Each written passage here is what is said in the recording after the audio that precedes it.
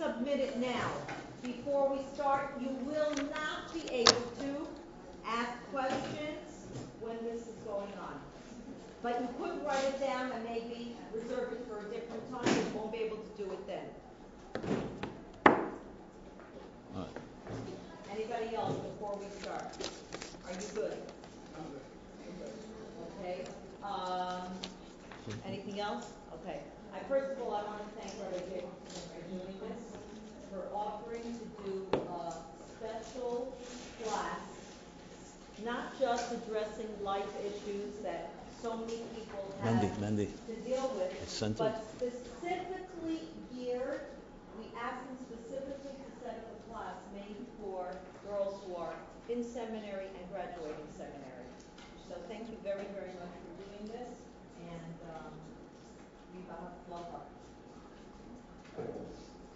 okay, are you ready to go? I'm just 1 second. The only thing I'm going to do is that give me a signal. Huh? Live now? There's no way, right? There's no way you want to. Give me a signal by an hour. 5 minutes before.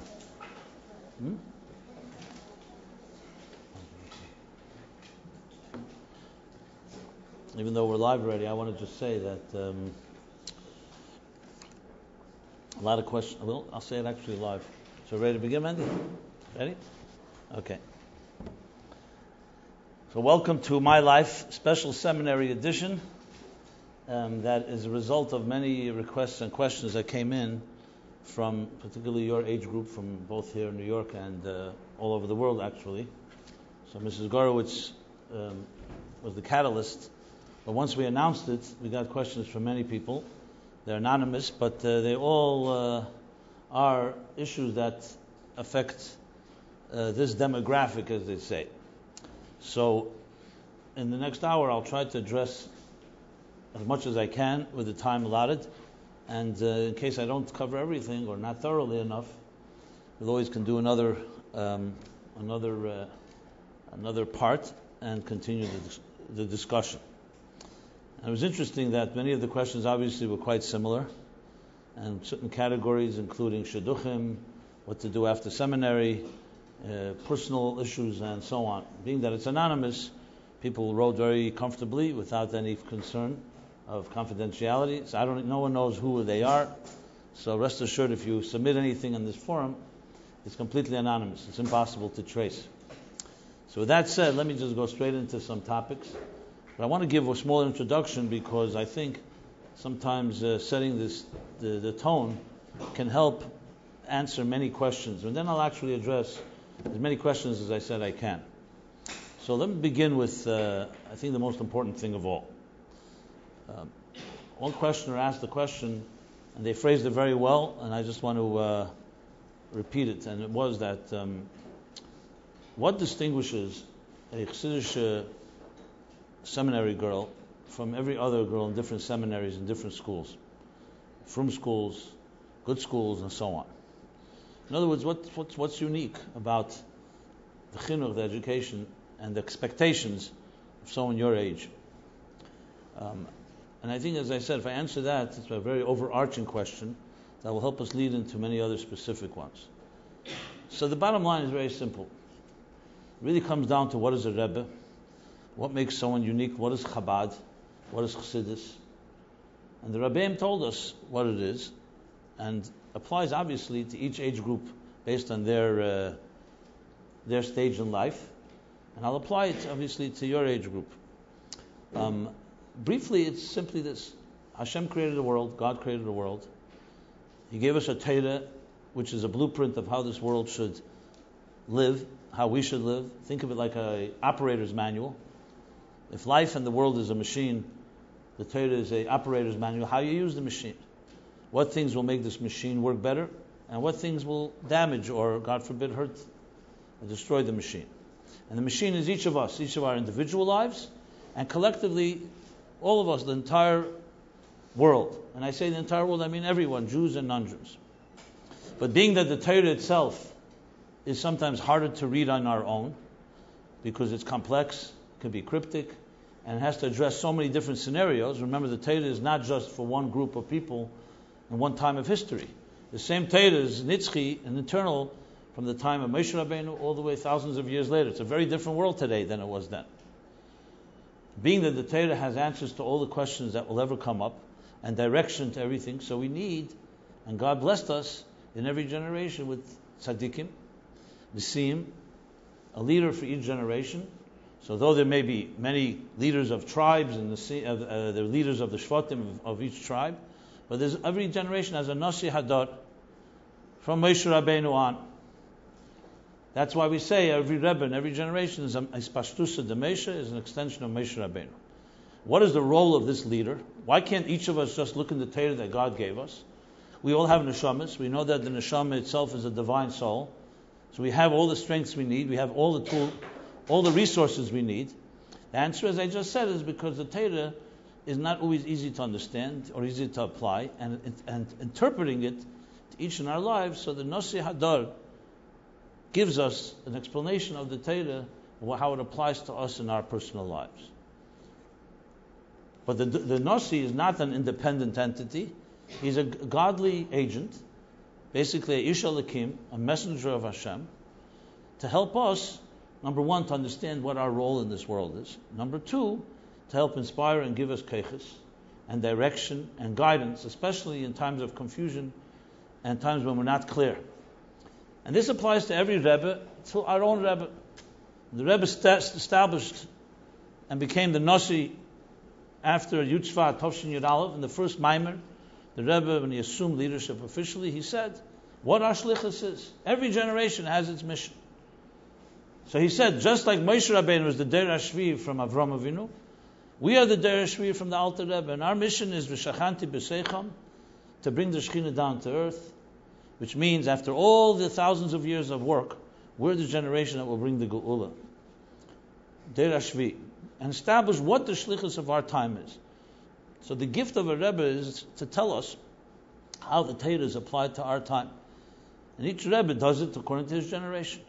So what makes a Chassidish girl goes to seminary unique is that you got this chinuch.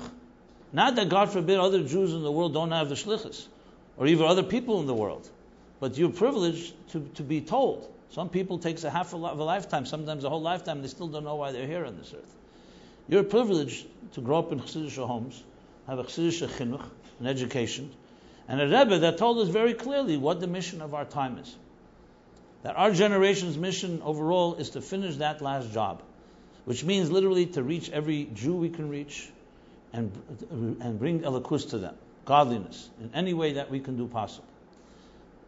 That's a general hera, and then the Rebbe, through all his nesiyas, throughout his leadership, thousands of sichos and letters and yechidus, where he applied this general mission to each person individually. So how does it apply to all of you here?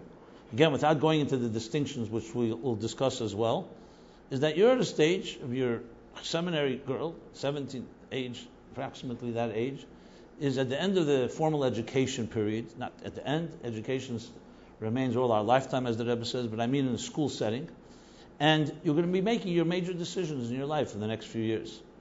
Who you're going to marry, what you're going to do with your life, what you're going to dedicate to. So it's incumbent upon you, if you want to fulfill why your soul came down to this earth. Why did Hashem put you here? We have the schus to know, because the Rebbe told us. So how does that apply to your age particularly? You're different. You're not 40 years old, where you're already midlife and you have already children and families and decisions have been made. You're at a stage, at a crossroad.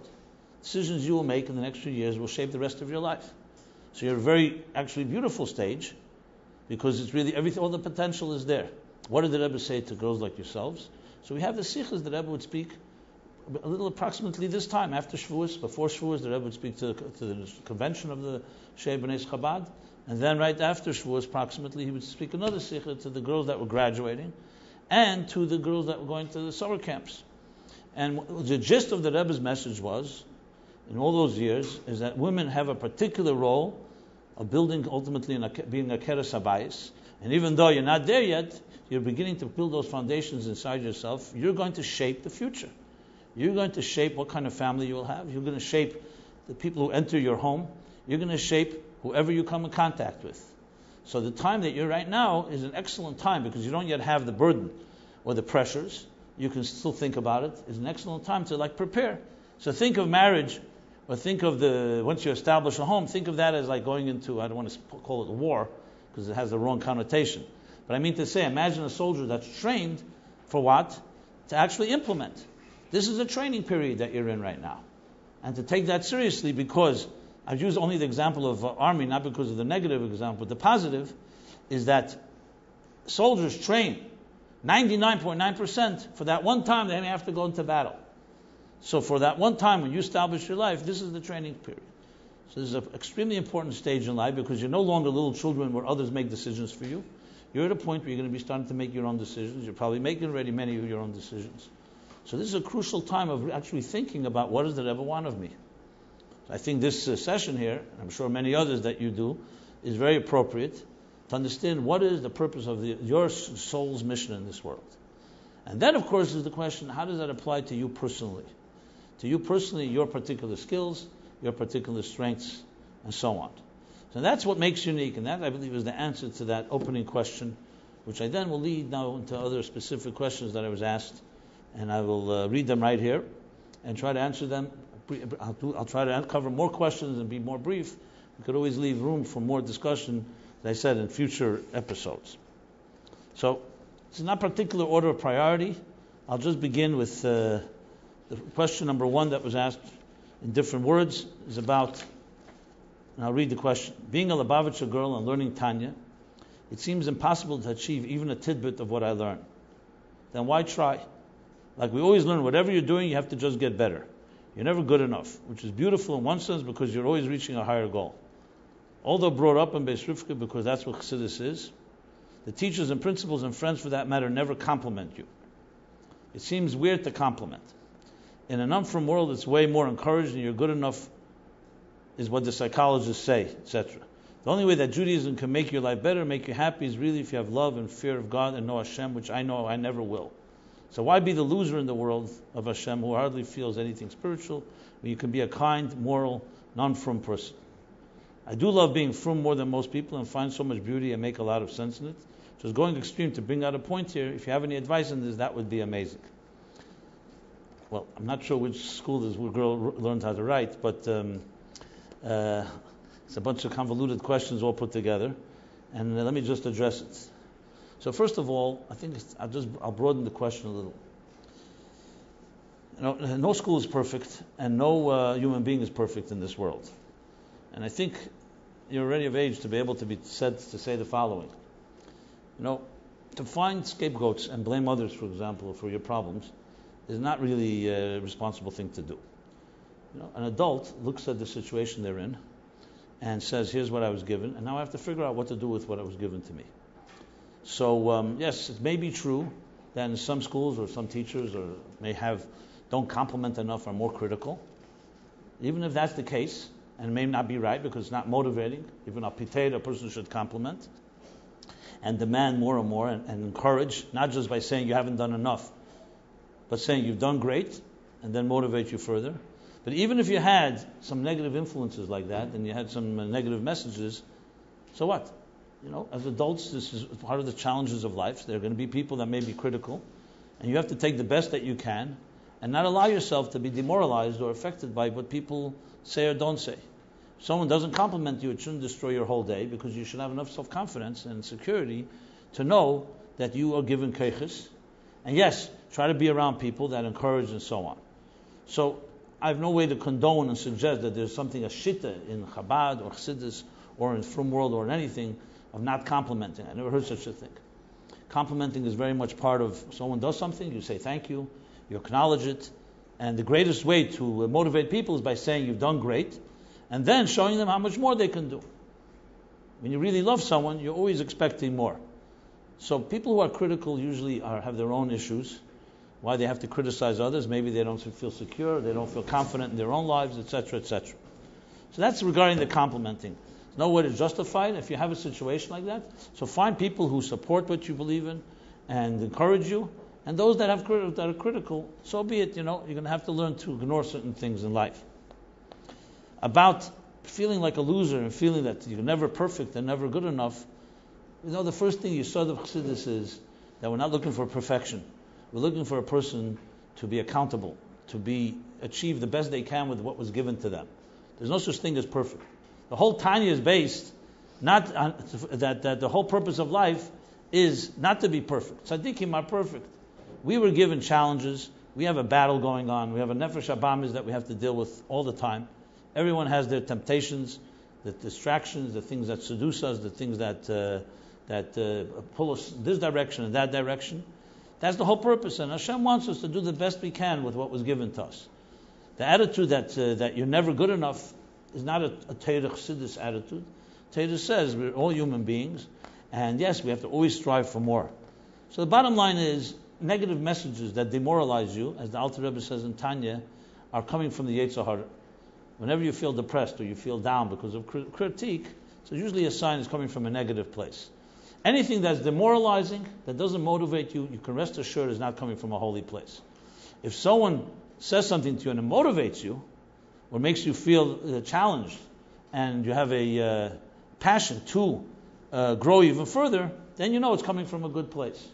And it's very easy to establish that when you hear a parent or an educator or a friend say something critical to you. See how you feel. Does it motivate you to go great, to grow, or does it just put you down? If it puts you down, it's usually coming from a negative place. That's a general klal. Okay, I want to move on to the next question. Completely different category. Shidduchim. When am I ready? There's too much pressure to start looking for a husband, but I personally don't think I'm ready. How will I know when I'm ready to get married? Okay. Well, I hope that this question is not yet at your age here, even though I'm sure you feel all mature and ready. But nevertheless, this question is going to come up. And it's actually not such an easy question to answer, but there is letters from the Rebbe. There are letters from the Rebbe where the Rebbe addresses this, where girls, and for that matter, boys as well, at the age of Shidduchim, and as the Rebbe, how do I know when I'm ready? It's a hard question. And any of you know how to drive a car? Yeah. So before you ever learn to drive a car, you have no clue. You look at other people drive, you could wonder, how can you drive a car? It looks like so a difficult thing to do. And especially at night, even if you have lights, you don't see the sides, etc. But then when you learn to drive, it becomes so simple. It says, it's like, So there's some things you just cannot put your finger on. Marriage, I can't compare it to driving a car, but Shidduchim is similar. You're ready inside your gut. There's no checklist of A, B, C, D, E. When they check out, you're ready, like one of these questionnaires. The Eibishter created us in a way, this is coming from a letter that Rebbe writes to someone, where a man and a woman were once one, then Hashem split them into two, and they search for each other. And this is a natural thing. If someone doesn't have natural things, there's a problem. So you don't have to worry. That natural element of looking for so-called your soulmate is something that will emerge in every human being at the right time. Now, does it mean that you're ready because it emerges? No. At some point, it's more you think about it, and then another point you start seeing that it's more of a realistic thing. Every time the first date people go on is always awkward because you haven't done it before. For everybody, for the boy and for the girl. That's how it is.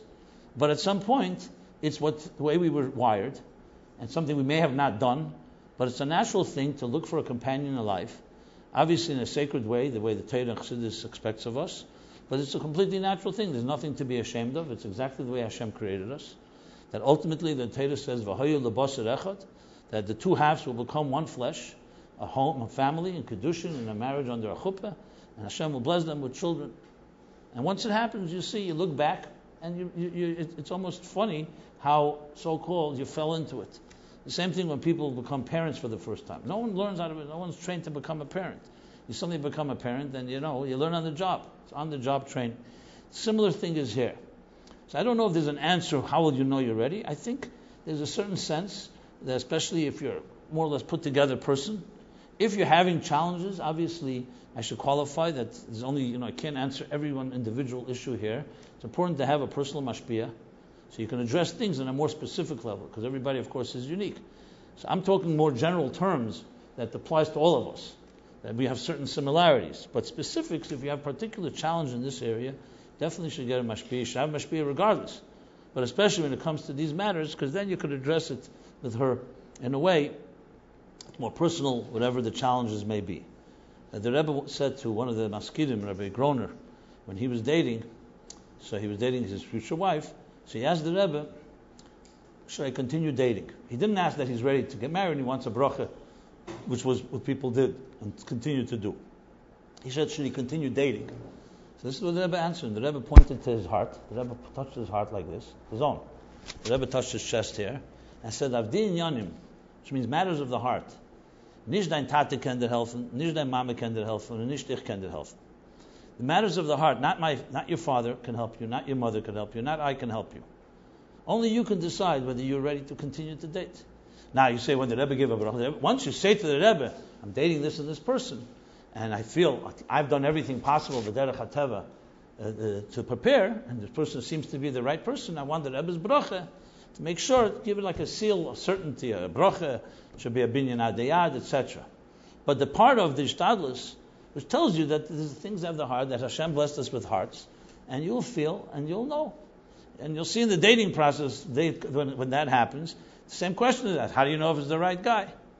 This is also, it doesn't come easy. First you have doubts, and then slowly, since it's not a dating per se seminar, it's more of a seminary special edition, I think it's enough what I've said about this. The rest, when the time comes, you'll address it with the right parties, and if you feel I can be of help, I'll be happy to address it.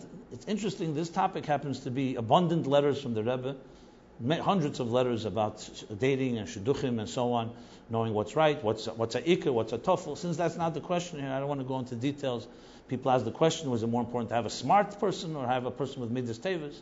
Even things like that, basic questions. But as I said, this is a critical component of what I just said. There's no really to say you're ready. It's a matter of feeling and a matter of a certain type of natural growth into the situation. Okay. As far as pressure, look, as again, your age here, I don't think there's anyone's pressuring you to get married, I assume, right? I'm wrong, So I don't think that's an issue. If that becomes an issue, as I said, we'll address it. We'll do a... Okay, fine. I just don't think you should think you're 17. No, because I know it's from 17 to 20, but I'm saying. But is anyone being pressured here? Okay. Okay, so fine, so I'll address pressure. I was going to do a special pressure edition, for pressured situations. We'll say it like this. Look, I don't know who the pressure is coming from to address this question. If the pressure is coming from parents, so listen, as you can always say to them, to find out why they're pressured. I don't think 1920 someone should be pressured. Maybe encouraged, maybe to start considering it, thinking. Pressure, I don't see the reason there should be pressure. Often when pressure is done, it actually usually has negative results, because it just makes people anxious and feeling something's the matter with me. So I don't know if it's a wise thing to pressure girls in 1920, that's the age. If there is some particular reason, listen, if you have a mashpia and someone's pressuring you, could always bring in a third party and try to explain that maybe there's no need for that pressure. Again, this is a case by case. I can't really address it because I'm not really sure what the circumstances are. If a girl for some reason is resistant to dating and her parents think that something should be done for some reason, so again, that's a particular case which you have to know the circumstances. That's as much as I can say about that topic. Okay. Finding a shidduch with no yichus. I'm having a lot of anxiety about shidduchim. I don't come from the perfect family. My parents are balei tshuva. I'm the oldest, so I'll be the first one they try to marry off. There's so much wrapped up in the process, and I'm afraid that no decent bacher will take me seriously. I'm not gezhe, and my family is a bit eccentric. I hope it doesn't get worse. So far, so good. Some of my siblings went off the derech. Okay, it's a shame that I'm going to be judged on all that before the guy even meets me. What should I do? Am I destined to marry a less than top-notch guy because of my background and bloodline? Okay. So you probably all know the answer the Rebbe gave when George Rohr, who was one of the great benefactors and helps a lot of Chabad on campus and JLA, many different things. So he also leads a beginner's minyan at the KJ in the Upper East Side of Manhattan. So he went by dollars and he told the Rebbe that he wants a bracha for his beginner's minyan for Jews of no background. And the Rebbe looked at him, no background? Is there a Jew that has no background? Every Jew is a Ben Avram, Yitzchak, Yankov, Basar, Rivka, Rachel, and Leah. How could you call that no background? It's the best yichus possible. So let's first of all establish the yichus thing. Yes, there are in Sfarim and talks about yichus as an element, but you also find some of the greatest people in history, in Jewish history, had no yichus, and no particular yichus. Especially in this day and age, the Rebbe makes it very clear that with all the bilbulim and all the confusion, and also the fact that we're all grandchildren of Jews that were Moshe Nefesh. There's no Jew on earth today that doesn't have some grandparent that was Moshe Nefesh and gave their life for Yiddishkeit. That's the biggest yichus of all. So yes, some people maybe in a community that's more, let's call it parochial or ghetto-like, may want to have for their children someone that comes from certain bloodlines. But something, today you see shidduchim that are excellent, that have nothing to do with any yichus. So I would not make that an issue at all. And something, if you're a girl that's a good quality girl, and someone rejects you simply because your parents are not what they like, so maybe that person doesn't deserve you, and they'll never appreciate you anyway. So maybe it's better not to date a person like that. There are many great families here, Chassidish families, both in Crown Heights and in other communities, that this is not an issue. They look at the quality of a person based on their own merit, not based on externals. In one place the Rebbe writes, and this is a common thing, if Avram Avinu was judged by Sarah, by Yichus, they would never marry. His father was Terach, who was an idol manufacturer, and a pagan, basically, and it's worse than eccentric, and let's see the list here. Not gezhe, he was definitely not gezhe, and he was over the derech initially, didn't go over the derech, he began that way. And Avram Avinu came from Terach, and Avram Avinu, as we all know, is the pioneer, the father of them all. So basically, the truth is, as Yidden and Chassidim especially, we look at people of what they are. There are excellent parents that sometimes have, unfortunately, a child that is not of the same quality. And then you have the opposite. You have parents that may be more average, or parents that did not have a background in Yiddishkeit, and their children are gems. So you have to find people that support you, that appreciate you, and that's what you have to hang out with. I don't think you have to start looking around trying to who is it that said, I want to join a club that doesn't want me. You don't need to marry people who don't want to marry you. You look for people who are looking for quality, who appreciate you for who you are, and so on. Again, this is case by case if there's a particular element. So it's true. There are people who are judgmental, and there are people who are judge people based on externals. So be it. What could you do? That's part of the world. So again, you have to be with people that are not that way. And again, mashpiyim can help in this. Friends and others who have a positive attitude, a non-judgmental attitude. And again, you go back to the Rebbe's letters and answers in these issues, you always find the Rebbe never allowed yichus to be a factor. People who ask the Rebbe that this girl or this boy doesn't have yichus, it was never a factor. I've not seen one letter where the Rebbe said that is a reason not to go to shidduch. If everything else checks out, midas tevis, a warm person, a kind person, and even if the parents are not the way you like them, the Rebbe you don't marry the parents, you marry the child, you marry the individual. Obviously, when you do research, you want to look. Everyone has their challenges and so on. So no, you're not destined to marry less than top-notch guy. God has for every person on this earth a perfect soulmate. Like the joke goes, when two people get married, they make there are always two people very happy. The one she would have married, the one he would have married.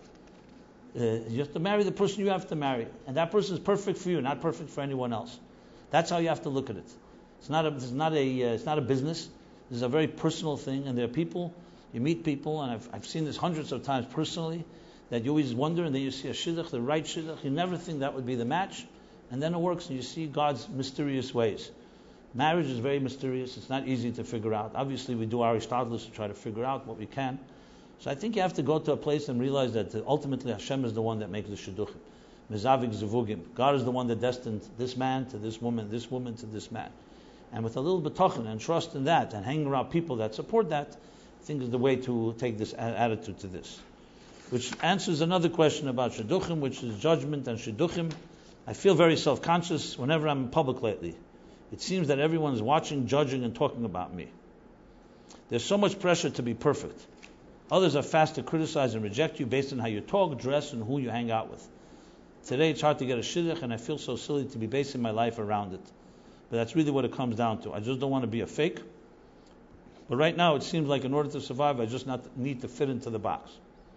Okay. But, well, you're not alone, whoever asked this question. Many people have this issue. And I want to just say the following. At the end of the day, each of us is unique. There's some things that we will always be lonely about. Your deepest feelings, when you go home at the end of the day, no matter how many friends you have, there are things inside your heart that probably you're the only one will ever know about it. And one day when you find the right shidduch, hopefully you have a husband that will be able to talk about some of your more intimate feelings about things and how you process inner feelings. But at the end of the day, building a secure personality comes with the turf. As you grow into an adult, the fact is there are some things that are just your own. When you're 10 years old, you have friends, and you hang out with friends, and that friendship becomes a support system. But as you grow a little older, you start realizing that you're unique, and even with good friends, even your best friends, there's some things that you're not the same. There's nothing wrong about that. Initially, it can seem a little awkward, it can seem a little isolating, lonely, but unique people have a loneliness. People who especially are creative, people who are sometimes different in some ways. So you could see a difference as being something to be embarrassed of and you're not fitting in. Or you can see it as something unique to you, that God gave you a special gift, and learn to appreciate it. Learn to find people that will appreciate you and will support your uniqueness. Some of us are a little eccentric about certain things. As I said, people who are artistic or creative have their little quirks. I don't think there's anybody in this room that doesn't have their own little quirks. Maybe you hide it, no one else knows about it. Maybe it's only your own little circle, your own little corner. But there's nothing wrong with that. We all have those elements. Some things are to be shared, some things don't have to be shared. And it's about learning to embrace your uniqueness, which is, I think, a vital thing, b'chlal, in Torah and Yiddishkeit, because Judaism often is perceived by many as being conformity. You have to fit in, do this, do that. I'm addressing the issue of being in the box. The fact of the matter, I don't know how it is in other circles, but Chassidus and the Rebbe taught us to be individuals. Now, individual is not a contradiction to al tifresh min hatzibur.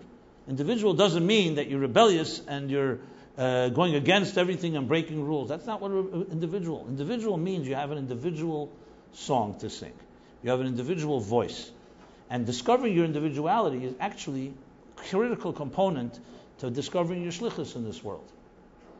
So, nothing to be afraid of. Individuality is embraced in Yiddishkeit. Hashem did not make any two people alike. The Gemara says, no two faces are alike, no two ein deyasein shavas. Our way of thinking is not alike. We may have commonality, but learning to be an individual is a critical component in fulfilling what Hashem wants of you. Now, yes, it's a little risky. That's why some of us conform, because it's riskier because if you're on your own, so to speak, then you say, 1 second.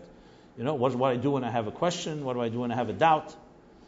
But that's how Hashem wants. He wants us to be individual and at the same time learn how to work together with others, how to get direction, how not to let your individuality become something that is disruptive. So you could be a very fierce individual and at the same time have a beautiful relationship with others. Hopefully your marriages will be exactly like that you and your husband will be both individuals, yet you come together and complement each other as a unit. Marriage does not mean annihilating your voice. On the contrary, it's embracing that each of you has a unique voice. Avram Avinu was told, listen to Sarah in certain things. In other things, Sarah listened to Avram Avinu. When there's a measure of bittul and a measure of respect, we find ways to coexist, not just coexist, but to complement each other. And Hashem should bless everybody that they should find that type of man who will respect you for your individuality without being threatened by it. And at the same time, you will respect your future husband in exactly the same way. So it's true that we live sometimes in a world where there's pressure. People put pressure that you should conform to this, conform to that. Look, how you play the game, so to speak, in a certain environment, you come to certain homes, and there's such pressure, maybe you just got to play along and make, that nobody feels insulted. But inside yourself, you don't have to feel that you have to become some conformist, some copy of somebody else. As they say, you were born an original, don't become a copy. And again, feeling self-conscious, find friends, find people who support who you are. Don't hang around with people that criticize you or people that make you feel self-conscious. Skeletons in the closet. That always is very intriguing. Rabbi Jacobson, I'm really embarrassed to say this, but there was a certain time in my life when I was acting in a way that was not becoming of a Chabad girl. I went off the derech. I don't know why I don't like that expression, this off the derech thing, but people seem to be using it. Since then, I've done tshuva and continue to do it every day. While I'm regretful, I wonder, without getting into details, do I have to share my past? Do I have to share my past with a prospective shidduch, or it can be my secret forever? Okay, that's an interesting question. Well, so first of all, I commend you for doing tshuva, because most of us are still having problems with the tshuva part. Like I remember I was once at a Shabbos table, and someone introduced themselves and said, I'm embarrassed to say this, but I'm a Baal Tshuva, and I'm looking for a shidduch, and so on. So there was a Chassidishe that the host of the table, he says, what are you embarrassed of? What do you think everybody else is? He says, the person said, everybody else is a Baal Tshuva, everyone else is a tzaddik. He says, no. Either you're a Baal Tshuva or you're a Baal Aveda. That's the two options. So tzaddikim are far harder to find, as we know from Tanya and as we know from ourselves. So what does that mean? So if someone's doing tshuva, that's a very good sign. And let me just address this question about the skeletons. I don't know what this person is talking about and what their sins were or what they did or didn't do. I don't think there's any person on earth that doesn't have lapses and setbacks. We all have our ups and downs, and we all have it in life. The Chassidish approach to deal with issues like this is, especially if you were in a place where you can't find your way back, so to speak, it's one thing. But if you're in a place where you're aware that you made a mistake, or you're aware that you may have slipped, or whatever it may be, as long as you're traveling now in the right direction, and even with maybe more setbacks to come, that's what's expected of us. As I said earlier, the famous story with Rezusha, that he's crying in the corner, not because he's not like this one, not like that one, because he's crying whether he will live up to be like Zusha. You have to live up to your destiny, not to someone else's. So I commend a person like this, who's aware of their own so-called, let's say, flaws or setbacks, and then has discovered, I don't think to dwell on the past is not a Chassidish approach. The Rebbe, again, in letters that are similar to this question, the Rebbe always says, focus on the positive, grow, and don't look back. There's no reason to look back. Which leads me to the second half of the question, and therefore there's no reason to share. There's no reason absolutely to share every flaw or every setback we've had in our lives. And this is a klal. Now people say, do I have to tell the person I'm going to marry certain things that I may have done? Unless it affects their marriage directly. Let's say, God forbid, somebody has a medical illness that's going to continue to affect the future, then that's another story. You have to tell your prospective spouse what your situation is. But if something happened to someone that has absolutely no effect on the marriage and no possible effect, no, there's no reason to do that. And as a matter of fact, in marriage itself, you have, for example, let's say two people walking down the street, and one of the spouses happens to see another human being and they're attracted to them. They have to tell their wife, or the wife has to tell the husband that they had a machshava zara. What does it say? Interesting. Every time you're going to have a negative thought, you have to go report it. What you have to do is control it, as long as you're in control of yourself. Now, if a person, God forbid, I want to just use a stream of that, is addicted to something that's affecting them right now and undermining their relationship, and they're keeping it a secret, that is a problem. That they may have to speak to their spouse and definitely speak to a professional, because it's affecting the relationship. But we all are going to have things. We all are going to have a lapse here. We're not children. We all understand that people have backgrounds, and sometimes healthier not to address past, because then what you do is you start creating a whole monster, because then the shidduch will start saying, okay, what else didn't you tell me? And it gets into this whole paranoid element. I've seen this happen. I've seen marriages destroyed by people sharing too much. Now again, this is a subtle thing and should be asked by mashpia case by case, because there are situations which are definitely need to be addressed, and there's some situations that don't have to be. But b'chlolos, I just want to say, my statement is a general one. I want to qualify because there are times where we have to address something. That's why this is not a final psak. You should definitely consult with someone if there's an issue that you think should be addressed. You could always double check with someone and say, do you think I should speak about this on dates? This touches another question. If you have an issue, at what date do you share it? On the first date, on the third date, on the fifth date? Since it's not being asked, I don't want to go there. It's already a more complicated element, and I want to cover more ground here. As I said, there's plenty more to talk about all these matters. So the key is to focus on the positive. Should it be your secret forever? Hopefully you forget about it, and you build a beautiful life, and you learn from your mistakes. And when you learn from your mistakes, Chassidus says that the Baal Tshuva is higher than a tzaddik, because they have used the negative and turned it into a positive. Someone who's never fallen, you never know, they could always fall tomorrow. But someone that has, and has found strength to rebuild their lives can be trusted even more because they've been there and they've overcome it. Okay. One more question on the shidduchim here is how to date. I've read many letters in Heiros of the Rebbe on marriage and dating. My parents have had the schus to have their marriage personally arranged by the Rebbe. However, it strikes me a bit too modern that unlike in my parents' time when bochrim and girls would meet in the shadchan's house or their parents, after thorough research was done by their mothers and often the yeshiva and hola, nowadays most singles go out for hours on end to hotel lobbies and many other places, often meeting in a car, etc. I find this similar to how many modern Orthodox people date.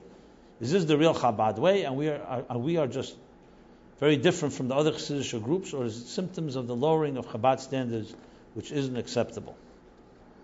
Okay, very good question. Well, let me say this. Chabad, someone once was by the Rebbe in Yechidus, personal audience, and they started criticizing the tznius standards in Crown Heights. And the Rebbe stopped the person and said, "You're speaking about my children, about my community. These are my children. I don't want to hear your negative attitudes about my children." That was the Rebbe's attitude. This person was a little shocked by that. Now, this doesn't mean that the Rebbe accepted it, because afterwards the Rebbe called in Rabbi Chadikov and told him to call the Rav and said, there are people that talk and maybe you should look into what's going on. So what's this poor story? If someone comes to your father or mother and starts talking about you, Lashon Hara, even if it's true, a good father and mother will maybe listen and say, this is my child, and I didn't appoint you to come and tell me about my children. That doesn't mean the parent won't register. The parent then will find a way, because it's very easy to criticize. Very easy to criticize. We don't establish our standards of dating based on other Chassidishe kreisen. We have, thank God, a Rebbe. And we have a Rebbe that certain things the Rebbe told us directly how dating is. Yes, in our community, it's not prearranged dates where parents decide a boy meets a girl, they spend time an hour in the living room, and then they get married. That's not our derech. Now, is that a criticism of other drachim? I'm not here to criticize other kreisen. Other Jews have their way. Nara, Pashta is an expression. Different rivers express themselves in different ways. Different minhag. But I'm talking about for our community. We have our standards. That was not the way. Not the Rabbeim were that way, and not the Chassidim. That doesn't mean that we have more lax standards. It's simply the way that, yes, you go on a date, and we don't have the minhag where necessarily fathers and mothers or grandparents go along on the date or sit in the back of the car watching. My grandmother told me that her father was such a frumak that he went along on every date. Okay, but he was not a Chabadnik, by the way. They got married, and after they got married, they made sure he just didn't show up anymore, like that. So the point I'm trying to say is that's not our approach. If you have a shaila about something, go to Rabbanim, Chassidishe Rabbanim. This is, our community has its standards, and we don't have to look at others what makes a standard of how dating. In our approach, generally speaking, yes, we have segregated education. Boys and girls generally do not date, do not meet, mingle through their education years. But when it comes to the dating stage, whether it's 19, 20, 21, whatever the age is for girls and boys, and people go on dates, it's interesting, we don't just allow them to engage with each other, to communicate. We encourage communication, and we encourage that people date as much as they want to date. The Rebbe told many people, they say, I'm having pressure that I shouldn't date more than 5 times. And the Rebbe wrote answers. There shouldn't be such pressure.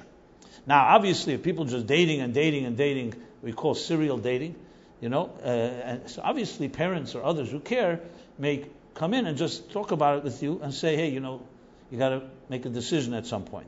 So it's also not the inyan. But to say whether it's exactly 4 dates you cut, people are different. You have situations where the Rebbe told people dating that if they don't have feelings for each other, the Rebbe says break apart for a while, don't see each other for a while, and see if you miss each other. Right there you see that the Rebbe's attitude is that he wants human beings to miss each other, to show that's a sign that that this person is someone you want to be with. So it wasn't the Rebbe that just say have betachin. The Rebbe encouraged. We use basically our resources. That's the derech in Chabad, that we beferish use our resources. We don't just rely on others. And I mentioned before the Rebbe's story with the heart. You follow your heart, but at the same time, in case you have a suffix, and we don't want to be influenced by modern and by secular standards either. So you have a mashpia, you say, am I doing this the right way? Is it coming from a right, healthy place, or is it coming from a so-called a more secular attitude. But the Chabad approach is that this is how we date. We follow our minds, we follow our hearts, and hopefully we have people to consult with, whether it's siblings, parents, mashpia, others that we can talk to. And Baruch Hashem, shidduchim, thank God, are thousands of shidduchim that work well. And this is the approach, not doing the proper, what they call due diligence. That's my response to this question. Okay. Now, toxic friendships. Oh, that sounds good. I have a friend and she's really bossy and sometimes downright mean. She criticizes others all the time and often puts me down and makes me feel horrible. Anybody have this situation? Don't raise your hands, okay. We've been best friends since we were 9 and most of the time she's amazing to me. I also feel bad for her because she hasn't had such an easy life and doesn't have too many people in her life. I don't know what to do. I secretly don't want to have anything to do with her anymore. She's toxic. But I would feel bad to just dump her. Okay, how do one answer this question? I think this is more of a common sense question than a Chassidish question, but nevertheless I understand the question, because what do you do with someone that's toxic and you don't want to dump them? Well, let's use a little halacha here. A halacha. There's a halacha that says that when someone comes and someone hurts you, they have a mitzvah to come and ask for mechila, forgiveness. It's in the laws of Erev Yom Kippur.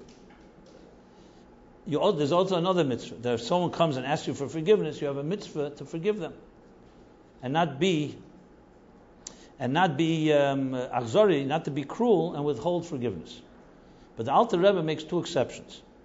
He says, if that person, by forgiving them, will hurt you, then you don't have to forgive them. It's a pretty strong statement. He makes another exception as well. That's not relevant right now here. So the bottom line is like this. It's not about how you feel. It depends what it's doing for you. If a toxic friend is hurting you, so you have a responsibility to protect yourself. It's not about whether you want to hurt the other person. Someone's shooting at you, and it's literally hurting you in some way. So you can have rachmanis from today till tomorrow on the other person. If they're hurting you, it's not healthy for you. Now, if you have a doubt, ask an objective person. Say, I have this and this friend. This is what she makes me feel like. This is the reaction I have. And if an objective person tells you, yes, it's not good for you, it's bringing you down and causing you to have problems, then you got to slow it down. Now, this doesn't mean necessarily there's many ways to dump somebody, using the Lord's expression in this note, in this question. Dumping, you don't have to tell the person, you're toxic, I hate you, you're the worst thing I ever met in my life. There's ways to so-called phase somebody out of your life. You do it in stages. And again, if you do it with a certain edelkeit, a certain refinement, you don't have that much time. I would say very often we get addicted even to our toxic friends. So it's not that easy sometimes to get rid of it. Now, I don't want to be negative about the person who's toxic, because maybe they're not toxic. Maybe it's in your impression. So obviously you have to qualify the question. It may not be completely correct. Maybe you're doing something that's also toxic. That's why I can't answer this without knowing more facts. But let's assume the letter depicts the actual situation. My response would be is, if it actually is causing damage to you, you have to take care of your life. And you're not responsible to forego and compromise your life due to another person that's toxic. This doesn't mean, obviously, at times during chesed, milas chasodim, we help somebody even though they may not be the most pleasant person. But that's on your terms. That doesn't mean you have to move in with them. And doesn't mean that they have to be constantly in your presence and toxify you.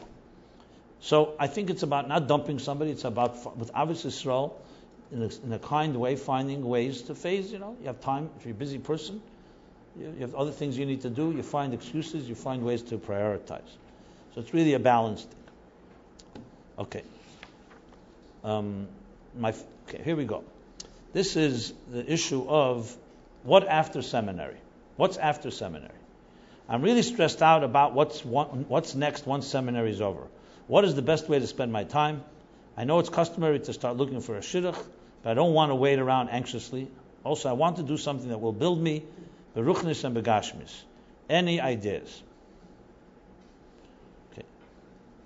Since there are a few other questions in the same tone, let me read them as well. Thank you for doing this for us. Here's my question. I come from a large family, and so far everyone has followed suit. They go through the system, get married, and stay within the community, struggling to make ends meet. When I look at them, I don't aspire to be there. I want to travel, experience the world, make a good living, and then meet someone who's also ambitious and worldly, and Chassidish, of course. I'm scared that if I express my dreams, my parents will be angry and consider me a failure. But I don't want to live a life of regret. What do you advise? Okay, and one more question in this family.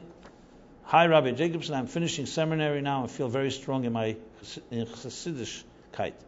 However, I would really like to pursue a degree and get a little experience in the world. Why is college looked down upon as a viable path? How else am I expected to earn parnasa unless I become a teacher, even though I lack proper training or go on shlichus? Okay, good. Actually, there's a few other questions in this vein, but they're all essentially the same concept, and I won't read the rest of them. Maybe at another time I can read others. Okay. So, excellent question. As long as you're in school, you basically, what shall we say? You're bound by your environment, and the school is what you're busy with.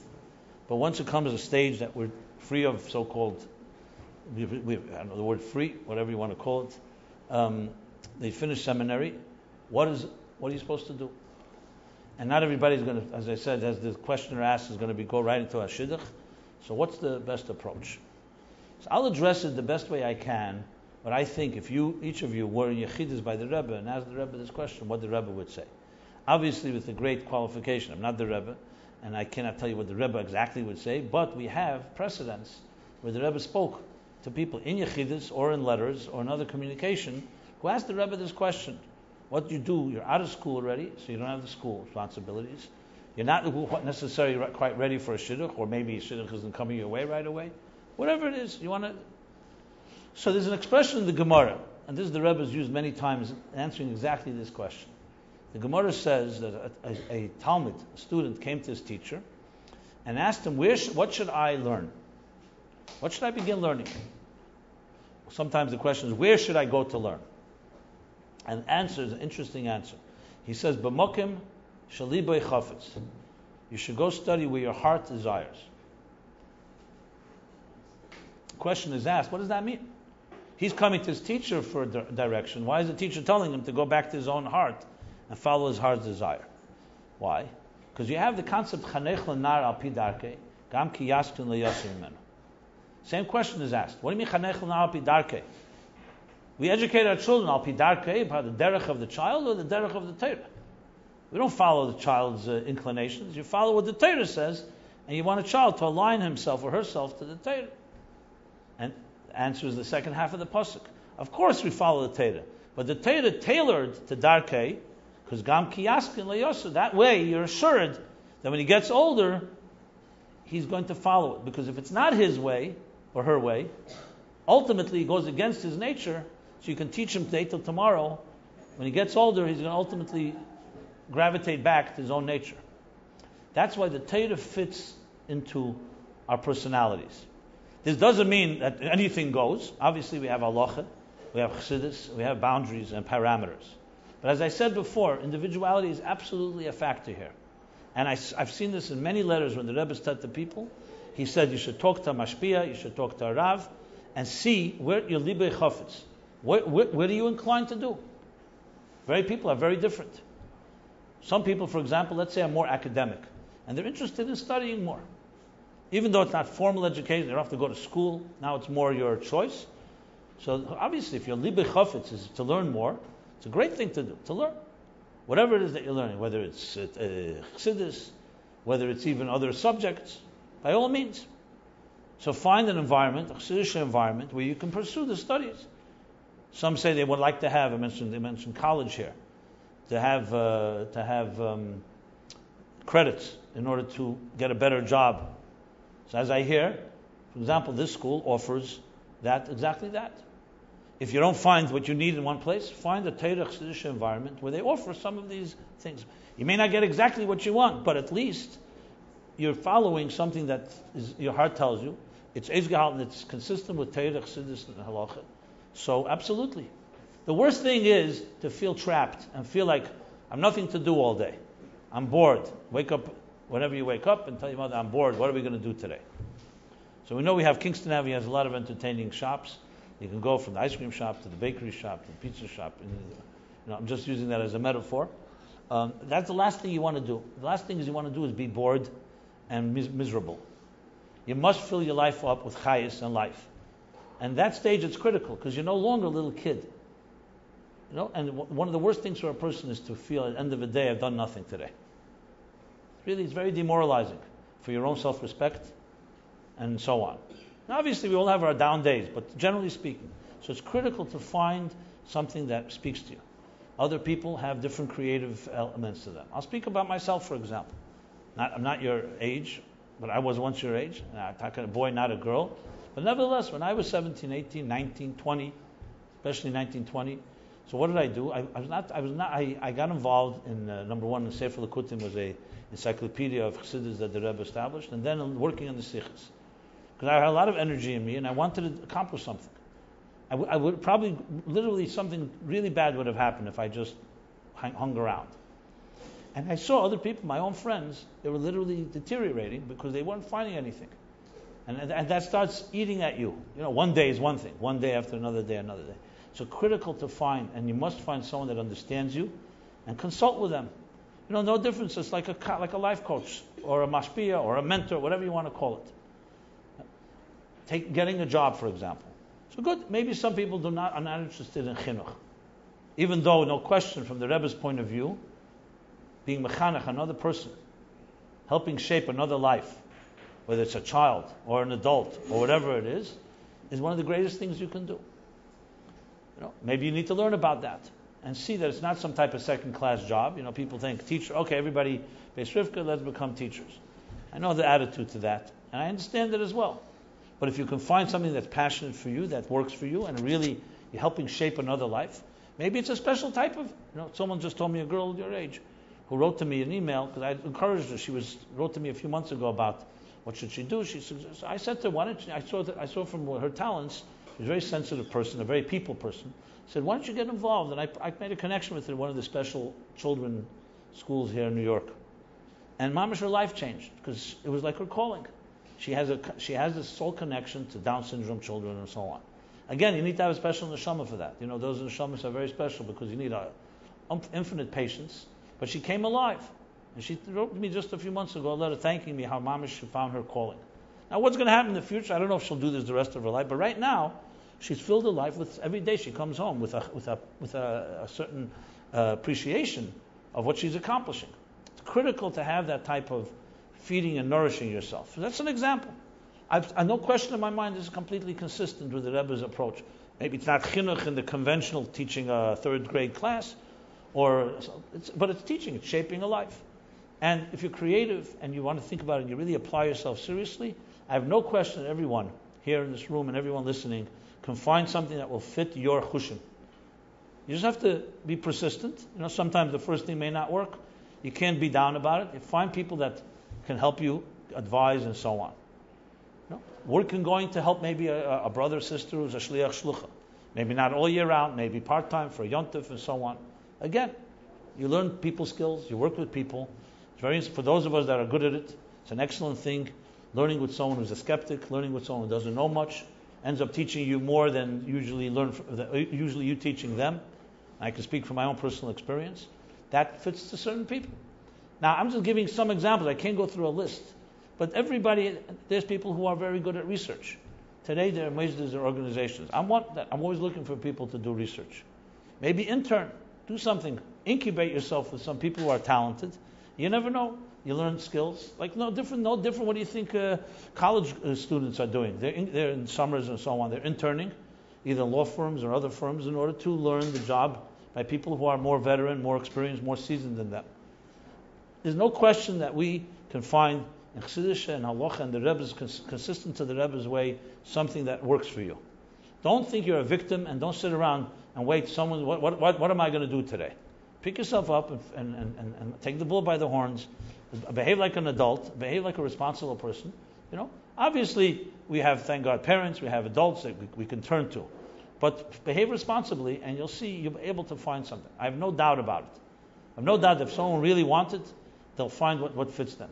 And it doesn't have to always fit into one cookie cutter model. I just gave a few examples. I know quite a number of girls, and for boys as well, that decided to go to college whenever, some point after they're finishing their yeshiva or seminary. And I speak to them, and I see they're not very happy necessarily. Many of them say they had no other option. They were busy doing nothing. They decided, let me go get education. So I see it wasn't because necessarily they needed a college. There was a void and a vacuum.